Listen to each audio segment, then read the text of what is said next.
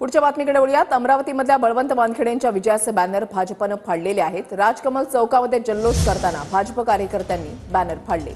पुन्हा अशी घटना घडली तर आम्ही शांत बसणार नाही असा इशाराच यावेळेला यशोमती ठाकूर यांनी दिलाय।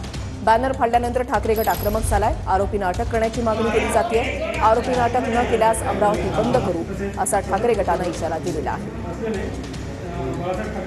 ताई, काल तुम्ही ट्विट केलं, गृहमंत्र्यांना सांगितलं की ह्या सगळ्या संदर्भात तुम्ही दखल सुद्धा घ्या, परंतु बळवंत वानखेडे हे जिंकले म्हणून त्यांचे बॅनर फाडण्यात आले।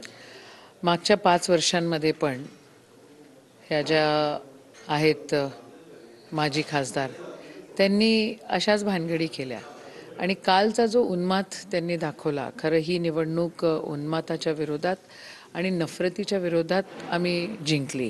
हा अमरावतीचा जो सन्मान राखला पाहिजे आणि लोकशाहीचा जो सन्मान राखला पाहिजे, तो हे जे निवडून आलेले आहेत यांना राखता येत नाही। त्यांना त्यांची हार अजूनपर्यंत पचवता आलेली नाही आणि म्हणून ह्या सगळ्या गोष्टी ते करतायत, याचा निषेधच आहे। हे बघा, जशाच तसा उत्तर आम्हाला देता येतं, त्यांच्यापेक्षा जास्त उन्माद आम्हीही करू शकतो, पण ती आमची संस्कृती नाही।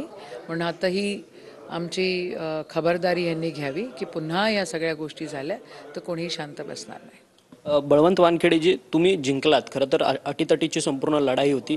मध्ये एक प्रहार जनशक्ती पक्षाचे उमेदवार सुद्धा उभे होते आणि ह्या सगळ्या निवडणुकीत तुम्ही बाजी मारली, परंतु तुमच्या विजयाचे पोस्टर बॅनर जे आहेत ते फाडण्यात आलेत। आता त्याला प्रत्युत्तर मिळणार का? नाही, निश्चितच प्रत्युत्तर तर मिळणारच आहे, परंतु एक सामान्य माणसाचा जो काही विजय झाला तो त्यांच्या जिवारी लागला आणि त्यांना जनतेने नाकारला आहे।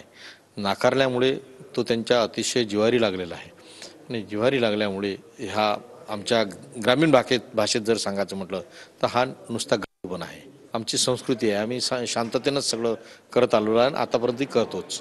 परंतु ते जर या पलीकडे आमची शांतता भंग करत असतील, अमरावतीची शांतता भंग करत असतील तर निश्चितच त्यांना तसं उत्तर देण्यात येईल। व्हिडिओ जर्नलिस्ट योगेश अक्षय मंकणी, TV9 मराठी, नवी दिल्ली।